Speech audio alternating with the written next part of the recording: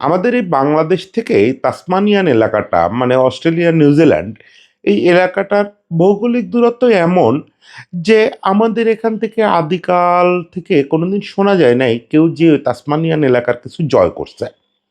যদিও আমাদের বঙ্গোপসাগর থেকে আপনি যদি সোজাসুজি সাঁতার কাটেন তাহলে একসময় গিয়ে আপনি ওই অস্ট্রেলিয়ায় উঠবেন, অস্ট্রেলিয়া মহাদেশে। কিন্তু এই দীর্ঘ দূরত্ব পার হয়ে কেউ কোনোদিন ওখানে কিছু জয় করতে যায় নাই। আমাদের ক্রিকেট দল যে দু চারবার ওখানে গেছে, ওখান থেকে ভালো তেমন স্মৃতি নিয়ে ফেরে নাই। শুধু 2015 বিশ্বকাপে আমরা ওখান থেকে একটা মিশ্র স্মৃতি নিয়ে ফিরছিলাম। কোয়ার্টার ফাইনাল খেলছিলাম এবং একটা ট্রাজেডির শিকার হয়ে, অন্যায়ের শিকার হয়ে আমরা সেমিফাইনাল খেলতে পারি নাই। ফলে তাসমানিয়ান এলাকার কথা শুনলেই আমাদের বিরক্তি তৈরি হওয়ার কথা, আমাদের রাগ তৈরি হওয়ার কথা এবং আমাদের কোনো ইতিহাস নাই এরকম মনে হওয়ার কথা। অবশেষে আমাদের একটা তরুণ ছেলে, একেবারে বাচ্চা ছেলে, সেই তাসমানিয়ান এলাকাটা জয় করে আসে। অস্ট্রেলিয়া জয় করে দেশে ফেরার পথে এখন সেই ছেলেটা আমাদের রিশাদ হোসেন। খুবই বিস্ময়কর ব্যাপার, খুবই বিস্ময়কর ব্যাপার যে বাংলাদেশ থেকে একটা ইন্টারন্যাশনাল লেগ স্পিনার তৈরি হয়েছে। সেই ইন্টারন্যাশনাল লেগ স্পিনারটা পৃথিবীর সবচেয়ে কোয়ালিটি ফ্রাঞ্চাইজি লিগের ডাক পাইছে এবং ডাক পেয়ে সেই ফ্রাঞ্চাইজি লিগে সে যখন আসছে তখন পর্যন্ত সর্বোচ্চ উইকেট শিকারী স্পিনার হিসাবে দেশে ফিরতেছে। কি বিস্ময়, কি বিস্ময়, কি বিস্ময়! এই বিস্ময়ের জন্ম দিয়ে ফেরা রিশাদরে নিয়ে একটু কথা বলতেই হবে। আমি রিশাদরে নিয়েই বোধহয় সবচেয়ে বেশি কথা বলছি গত বছর দেড়েক দুয়েকে। তো তা এরকম বলে যেতে চাই আরো বহুকাল বলে যেতে চাই, কোনো ক্লান্তি নেই এ বলতে। সেই রিশাদকে নিয়ে আজকে একটু বলি যে তার এই অস্ট্রেলিয়ান পারফরমেন্সটা একটা কি মিন করে আমাদের। দেখেন, একটা সাধারণ হিসাব হচ্ছে যে Australia is not for spinners.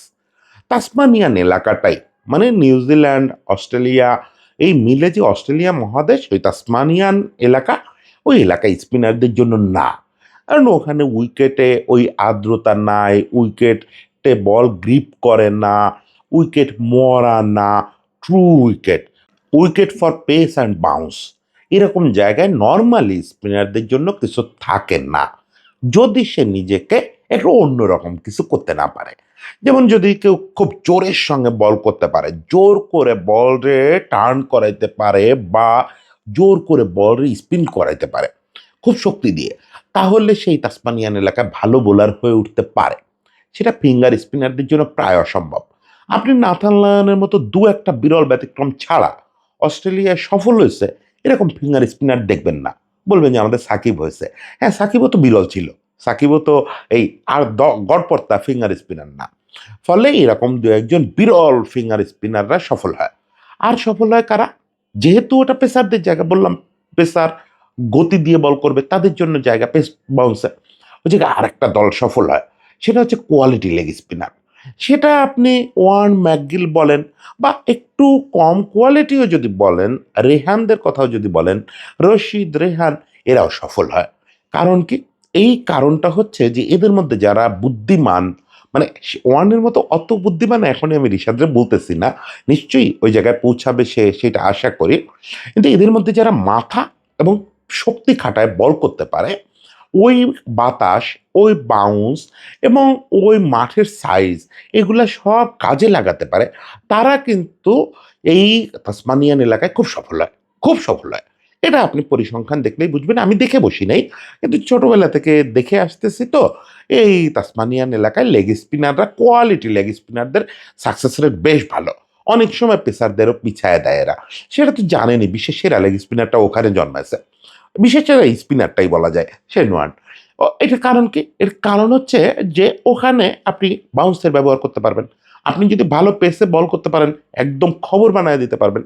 R Australia, নিউজিল্যান্ডে আছে দুর্দান্ত বাতাস। আপনি যদি দুর্দান্ত পেসে স্পিন ডেলিভারি দেন, তাহলে আপনি বল ডিপ করাতে পারবেন, ড্রিফট করাতে পারবেন। মানে ওখানে নানা রকম করতে পারবেন, নানা রকম। ইভেন আপনি মাঠের সাইজের কারণে ওখানে ফ্লাইট দিয়েও মজা নিতে পারবেন। আর গুগলি দিতে পারবেন নির্ভয়ে, যদি আপনার গুগলি দেওয়ার কোয়ালিটি থাকে। কারণ হচ্ছে মাঠের সাইজ অনেক বড়, ফলে আপনার গুগলি রিড করতে না পারলেই খবর আছে। সবগুলো কাজেই ছেলেটা পারছে। দেন রিশাদ যখন বিগ ব্যাশে রওনা দেয়, তখন আমি একটা কন্টেন্ট করছিলাম যে রিশাদ ইউনিভার্সিটি পড়তে যাচ্ছে। রিশাদ এতদিনই ইন্টার পাস করছে বাংলাদেশে থেকে এবং এই আশেপাশে খেলে, এবং তার ইন্টার পাস পর্যন্ত মাস্টার তো মুশতাক ভাই, যিনি আরেকজন ওয়ার্ল্ড ফেমাস, ওয়ার্ল্ড বেস্টদের একজন লেগ স্পিনার। এছাড়াও আরো অনেকেই তো তারা নিয়ে কাজ করছেন। তো সেই স্কুল ইন্টার এটা পাশ করছে। এখন ইউনিভার্সিটি পাশ করতে গেলে তার কি লাগবে? তার এই যে যা যা বললাম এগুলো লাগবে। মানে কোয়ালিটি লেগ স্পিনার নিজেকে করতে এই সব অস্ত্র একদম পরিষ্কারভাবে প্রয়োগ করতে পারা চাই। সেই জিনিসটা বলা যায় যে ইউনিভার্সিটি ফার্স্ট ইয়ার সে ডিস্টিংশন সহ পেয়ে আসলো। আমরা দেখলাম যে ঠিক অস্ট্রেলিয়ান কন্ডিশনে একটা কোয়ালিটি লেগ স্পিনারের কাছ থেকে আমরা যা যা আশা করি, মানে আপনি বললে রাগ করেন না, কোনো কোনো ক্ষেত্রে সে অন্য কিছু জিনিস সেখানে করতেন না, সেটা রিশাদ করতে পারছে তার হাইটের কারণে। মানে সে কার্যত এইবার বিগ ব্যাশ মাথায় দিয়ে আসছে। হ্যাঁ, আপনি কোনো নির্দিষ্ট একটা স্পেল খুঁজে পাবেন না যে স্পেলে সে ৫ উইকেট বা ৬ উইকেট তুলে নিছে এক ম্যাচে, ৪ উইকেটও বোধহয় এক ম্যাচে নেয় নাই। সব মিলায় ১৫ উইকেট নিছে। উইকেটটারে আমি খুব ম্যাটার মনে করি না। যদিও সাকসেস বলার সময় তো উইকেটটাই বলতে হয় যে সে হোবার্ট হারিকেনের সর্বোচ্চ উইকেট শিকারী। তারপরে সে যখন আসছে তখন তো শুধু ফাইনালটা বাকি আছে। ফাইনালের আগ পর্যন্ত পুরো বিগ ব্যাশি স্পিনারদের মধ্যে যৌথভাবে সর্বোচ্চ উইকেট শিকারী। মানে উইকেট নাম্বারও তারা জাজ করে। কিন্তু আমি বললি যে উইকেট দিয়ে রিশাদকে বোঝা যাবে না, এবং উইকেট দিয়ে কখনোই উইকেট নাম্বার দিয়ে লেগ স্পিনারদের বোঝা যায় না।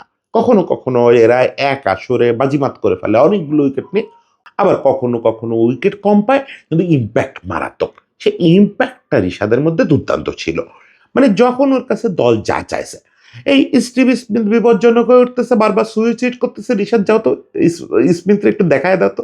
রিশাদ ভয়াবহ একটা টার্ন করালো, স্টিভ স্মিথের মতো সর্বকালের সেরা ব্যাটসম্যানদের মধ্যে একজন সে নাই হয়ে গেল।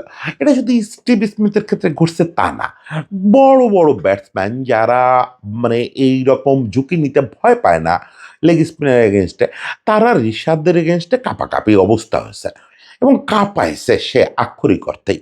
ওই যে বললাম যে পেসের ইউজ, বাউন্সের ইউজ, আপনি যদি দেখেন লাস্ট ম্যাচটায়, এটা আমি ওই যে আমাদের জাহিন হাসান প্রিন্সের পেজে দেখতেছিলাম, লাস্ট ম্যাচটায় সে অ্যাভারেজ ৮৫ কিলোমিটারের কাছাকাছি বল করছে প্রতিটা বল, মানে প্রতিটা ওভারে। একই সঙ্গে সে টার্ন কেমন আদায় করছে দেখেন, ওখানে আদায় শব্দটা আপনার বলতে হবে, পাইছে শব্দটা আর সাবকন্টিনেন্টের বাইরে নাই, ওখানে আদায়।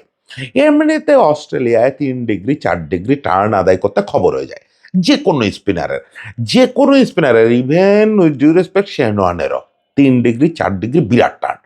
সেখানে সে কোনো কোনো ম্যাচে ৬ ডিগ্রি ৭ ডিগ্রি টার্ন করেছে। কেমন করে? অ্যাঙ্গেল বদলায় ফেলছে সে। এইটা একটা দারুণ সিদ্ধান্ত নিচ্ছে যে এখানে তার ওই যে কোমরের জোরটা ইউজ করে তার জোরের উপরে বল করতে হবে। জোর না দিয়ে আপনি অস্ট্রেলিয়ায় বল টার্ন করাইতে পারবেন না। ওই জোরটা তৈরি করার জন্য সে একটু বাঁকা হয়ে রান আপে দৌড়াইছে। দৌড়ায় সে যখন ডেলিভারিটা দিছে ভয়াবহ জোর দিছে ওইটার পিছনে। শুধু যে বলের পেস বাড়াইছে ওটা তা না, বলটাকে টার্নও করাইছে বীভৎস পরিমাণে। এত টার্ন কখনো কখনো মনে হয়েছে এটা বোধহয় ওভার স্পিন হয়ে যাচ্ছে। টপ স্পিনের ক্ষেত্রে এটা দুর্দান্ত কার্যকর হয়েছে।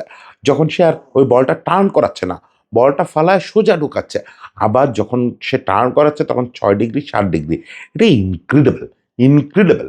এই সময়ে আজকের যুগে এসে ৬ ডিগ্রি ৭ ডিগ্রি একটা স্পিনার অস্ট্রেলিয়ায় গিয়ে বল টার্ন করাচ্ছে, আবার একই সঙ্গে ওরকম ভয়াবহ পেসে। দেখেন একটা সাধারণ হিসাব, পৃথিবীর যে কোনো জায়গায়, তাসমানিয়াটি বাদ দেন, পৃথিবীর যে কোনো জায়গায় আপনি যখন ৫ ডিগ্রির উপরে টার্ন করাবেন, আপনার ধরেই নিতে হবে যে বলটা আপনি খুব ধীরে করতেছেন। বল যত ধীরে করবেন তত ভালো টার্ন করাইতে পারবেন। এটা হচ্ছে একটা জেনারেলাইজ কথা যে বল স্লো না করায় এত টার্ন করায় কি করে, এত বড় বড় বাঁক নেওয়ায় কি করে। না, এটা তো শেন ওয়ার্নের দেশ, যেখানে আপনার জোর দিয়ে বল করতে হবে এবং জোরের উপরে টার্ন করবে। সে ফলে ৮০-৮৫-তে বল করতেছে, সেই বল ৫ ডিগ্রি ৬ ডিগ্রি ৭ ডিগ্রি টার্ন করতেছে। আচ্ছা, এই খেলে কি করে মানুষ? খেলা সম্ভব? তারপরে যদি আবার এটা আপনি ৬.৫ ফুট উপর থেকে ফেলেন জিনিসটা, রিলিজ পয়েন্টটা চিন্তা করেন, অটোমেটিক উইকেটে আছে বাউন্স। তারপরে আপনি ওইরকম উপর থেকে ফেলতেছেন, অত উপর থেকে, মানে ওইরকম বীভৎস টার্ন হচ্ছে, তার মধ্যে ওই পেস, তার মধ্যে আপনি অত উপর থেকে ফেলে বাউন্সটা কন্ট্রোলে রাখতেছেন। তাহলে এ আনপ্লেয়েবল হয়ে যাবে। যদি এই ছেলে এই কোয়ালিটি নিয়ে অস্ট্রেলিয়ায় টেস্ট খেলে, তাহলে এ কার্যত আনপ্লেয়েবল, কার্যত আনপ্লেয়েবল। কারণ টেস্টে তো সে আরও নিজের উজাড় করে দেবে, সতর্কতা আরও কমে যাবে। এখানে যেমন ৪-৬ খাওয়ার একটা ভয় থাকে, যতই বাউন্ডারি বড় হোক ৪-৬ তো হয়েই যাবে। কেউ যদি খুব ভালো সুইট টাইমিং করতে পারে তাহলে তো ৪-৬ হয়ে যাবে। ওই ভয়টা তো আর টেস্টে থাকবে না। ফলে টেস্ট যখন সে এখানে খেলতে যাবে তখন সে আনপ্লেয়েবল হয়ে যাবে, আনপ্লেয়েবল হয়ে যাবে।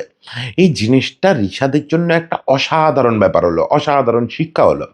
আমি সে যাওয়ার আগের কন্টেন্টেই বলছিলাম যে টার্ন, বাউন্স, স্পিন, পেস এই জিনিসগুলো আমি বরং কন্টেন্টে বলছিলাম তার বেশি পেসে বল করতে যাওয়া ওখানে ঠিক হবে না। যদি সে রশিদ খানদের কপি করে বেশি পেসে বল করতে যায় তাহলে বিপদ হতে পারে। কিন্তু সে ওই আমার মতো মানুষের বোধভাসীরে পাত্তা দেওয়ার লোক, সে বাড়তি পেসেও করে দেখাইছে সে কি করতে পারে। অসাধারণ বল করছে, অসাধারণ বল করছে। ব্যাপারটা সামগ্রিকভাবে বাংলাদেশের আধুনিক ক্রিকেটে আমার ধারণা সেরা অর্জনগুলোর ভিতরে একটা। অর্জন না বলে প্রাপ্তি বলি, সেরা প্রাপ্তিগুলোর ভিতরে একটা। দেখেন এখনো পর্যন্ত আমরা ক্রিকেটে সাকিব আল হাসান ছাড়া কিচ্ছু পাই নাই। আপনি যদি স্ট্যান্ডার্ডকে ইন্টারন্যাশনাল ভাবেন তাহলে আমাদের সাকিব ছাড়া কোনো ক্রিকেটারই নাই, কোনো ইন্টারন্যাশনাল ক্রিকেটার নাই। তামিম, মুশফিক, মাশরাফি, মুস্তাফিজ, লিটনরা তো আবার এর পরের ধাপে যাবে। এই যাদের কথা বললাম এরা আমাদের ন্যাশনাল হিরো। ন্যাশনাল স্ট্যান্ডার্ডে এদের পারফরমেন্স যথেষ্ট ভালো, এদের কারো কারো পটেনশিয়াল ছিল ইন্টারন্যাশনাল স্ট্যান্ডার্ডে যাওয়ার, যেতে পারে নাই। আর আপনি যদি এরও আগের জেনারেশনতে খোঁজেন তাহলে হ্যাঁ, আমাদের রফিক ভাইয়ের ওই পটেনশিয়াল থাকা সত্ত্বেও সে সুযোগই পায় নাই তেমন ইন্টারন্যাশনাল খেলার। আমরা আসলে international star, international dominating star তৈরি করতে পারছি একটা মাত্র, সেটার নাম সাকিব আল হাসান। এখন আমাদের নেক্সট ইন্টারন্যাশনাল স্টারের দিকে, এটা তো একটা স্টার হইলে হবে না। আপনি যখন ইন্টারন্যাশনাল ডমিনেন্সের স্বপ্ন দেখবেন তখন আপনার টিমে ৩-৪টা কমপক্ষে ১১ জনের খেলা, কিন্তু টিমে আসলে ৩-৪টা ইন্টারন্যাশনাল ডমিনেট করার মতো স্টার থাকলে চলে। স্টারই বলতেছি বারবার, এরা আমাদের জন্য তো তারাই। তো এরকম তারা ৩-৪টা থাকলে চলে। তার ভিতরে একটা সম্ভবত আমরা প্রায় পেয়ে গেছি। ওই যে বললাম ইউনিভার্সিটি ফার্স্ট ইয়ার কমপ্লিট, সে এই যে বিগ ব্যাশটা খেলে আসলো, আমি ধরে নিলাম ৪ বছরের অনার্সের ফার্স্ট ইয়ারটা হয়ে গেল। এখন তাকে বাকি ৩ বছর বিভিন্ন জায়গায় বিভিন্ন কোর্স করতে হবে। এই যে কেন্ট সম্ভবত ডাকতেছে ভাইটালিটি ব্লাস্ট খেলতে, এবং আমি খুব আশা করি ও যখন কেন্টে যদি খেলতে যায় ওখানে ওর পারফরমেন্স দেখে কোনো সিনিয়র কাউন্টি টিম তাকে কাউন্টি চ্যাম্পিয়নশিপের অফার দিবে এবং সেটা সে নিবে। সেটা বিসিবি চোখ বুঝে মানে নেবে যে at least half season county championship খেলে আসো। আর কাউন্টি চ্যাম্পিয়নশিপের কি উপকারিতা ওটা বোঝার জন্য পৃথিবীতে সবচেয়ে ভালো মানুষ হচ্ছেন মুশতাক আহমেদ, যিনি তার জীবনের সেরাটাই করছেন কাউন্টি চ্যাম্পিয়নশিপে। পাকিস্তান দলের হয়ে মুশতাক ভাই খুব বড় কিছু করতে পারেন নাই, যা কিছু করার মূলত করছেন কাউন্টিতে। ফলে কাউন্টিতে যদি ও আরেকটা সিজন, একটা সিজন হাফ সিজনও খেলতে পারে, সেটাকে আমি বলবো যে অনার্সের আরেকটা ইয়ার হলো, ভাইটালিটি ব্লাস্ট আরেকটা ইয়ার। আইপিএল তো এখন আর আমাদের পক্ষে বোধহয় খেলা কোনোদিন সম্ভব হবে না বাংলাদেশের কারোর, যদি না পরিস্থিতি আকাশ পাতাল বদলে যায়। তারপরেও আইপিএল খেলাটাও খুব দরকার ছিল। আইপিএলের আবার অন্যরকম মাঝে যা আছে, ওটা তো বোলারদের বদ্ধক্ষেত্র, একেবারে বোলারদের বদ্ধভূমি। ও জায়গায় গিয়ে একটু সার্ভাইভ করে আসতে পারলে, কিছু করে আসতে পারলে ওটা আরেকটা ইয়ার পাস করা যেত। তো যাই হোক, এগুলো ধাপে ধাপে আইপিএল না হোক বাকিগুলো তো হবেই। অলরেডি যেহেতু কেন্ট ডাকছে, আমার ধারণা কাউন্টি চ্যাম্পিয়নশিপও খেলে ফেলবে। ফলে রিশাদকে আমি দেখতে পাই বাংলাদেশের দ্বিতীয় আন্তর্জাতিক সুপারস্টার হিসাবে। আরও ২-৩টা ছেলে আছে যারা এখনো ইন্টার পাস করে নাই, তাদের নাম বলবো। নাহিদ রানার সেই সম্ভাবনাটা আছে। নাহিদ রানা আমি জানি না নিজেকে নিয়ে কি ভাবতেছে, যদি সিরিয়াসলি ভাবে Nahid Rana could be that যে আসলে ইন্টারন্যাশনালি ওই জায়গাটায় যেতে পারে, ইন্টারন্যাশনালি নিজেকে ওই জায়গাটায় নিতে পারে যে সেও একটা ইন্টারন্যাশনাল স্টার হবে। আমরা পেয়ে যাব, পাবো না কেন? আমাদের এত সুন্দর সুন্দর ছেলে পেলে আসতেছে। এই দুইজনের নাম বললাম, একজন ইন্টার পাস করে গেছে, অনার্স ফার্স্ট ইয়ার কমপ্লিট করে আসলো, আর একজন এখনো এসএসসি লেভেলে ঘোরাঘুরি করতেছে। ইন্টার পাস করে গেলেই হবে। আমাদের ইন্টার পাস করা অনেকগুলো ক্রিকেটার লাগবে, অনেকগুলো ক্রিকেটার লাগবে, তাহলেই হবে। সবাই ভালো থাকবেন, সবার জন্য শুভেচ্ছা।